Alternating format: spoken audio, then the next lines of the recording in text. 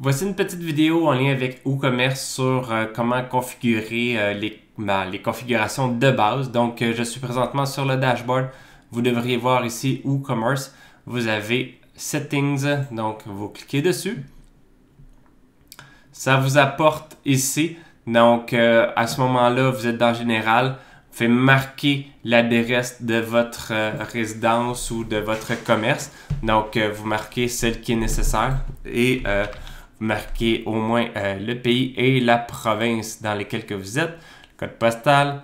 Est-ce que vous voulez... attendez, je vais enlever ça. Donc, est-ce que vous voulez que ça soit vendu dans tous les pays ou seulement votre pays? Donc, vous pouvez choisir juste, mettons, Canada. Mettons que vous ne voulez pas shipper ailleurs que le Canada.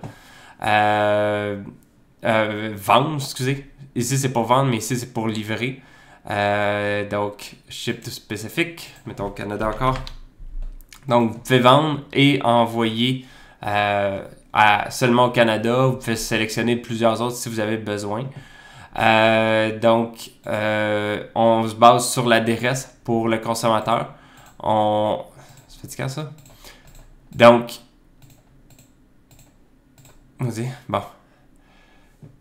Ici, pour les taxes, vous le rajoutez. On va parler là, des taxes là, dans une prochaine vidéo ou peut-être plus tard.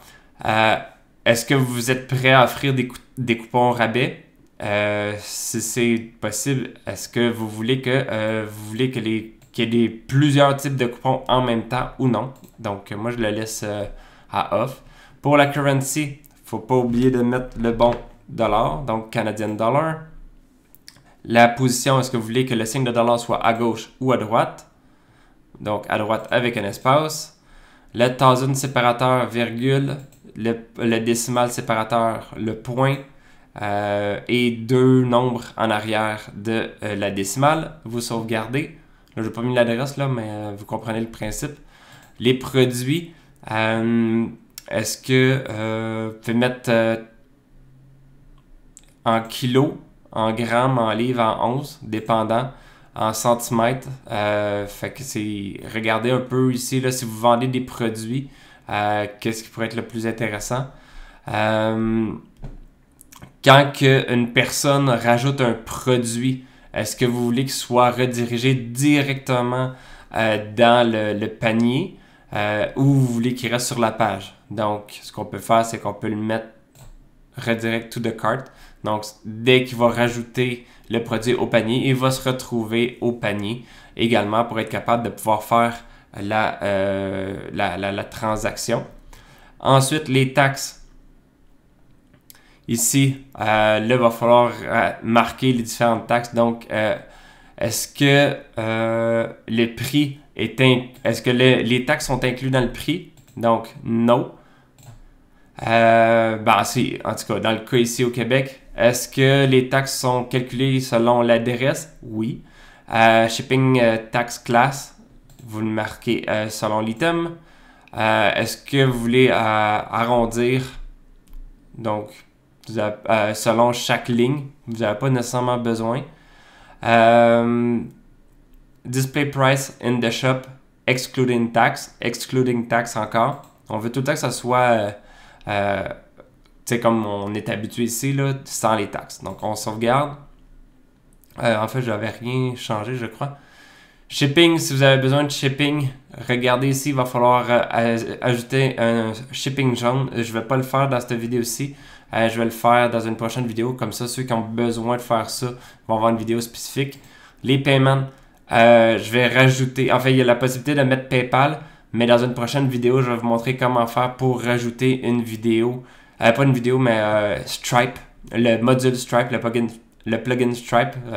Selon moi, Stripe est beaucoup plus intéressant que ces différentes options-là. Account and Privacy. Vous regardez ici, est-ce que Checkout Guest, est-ce que les personnes est-ce que tout le monde peut placer une commande? Moi, je préfère que chaque personne ait un compte. Donc, il faut qu'il y ait un compte pour pouvoir faire une commande. Quand il y a un checkout, donc quand il y a un panier et qu'ils veulent faire le paiement, Est-ce qu'on permet à l'utilisateur de se connecter? Oui. Dans ce cas-ci, pour la création d'un compte, est-ce qu'on peut permettre au client de créer un compte pendant la transaction? Oui. Est-ce que les gens peuvent créer un compte via le My Account page? Oui. Quand on crée un compte, est-ce que y a un username pour le client qui est fait directement selon son nom, son surnom et son courriel? Moi, je mets non.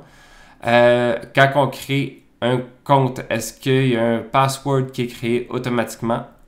Non, on va laisser le client le choisir. Account Erasure Request. Donc, si quelqu'un veut supprimer son compte, est-ce qu'on supprime le tout? Oui, on va tout supprimer. S'il décide de fermer son compte, on supprime tout. Ou vous pouvez laisser ça ouvert, ça veut dire plus tard, s'il décide de supprimer, mais vous allez quand même avoir accès à l'information.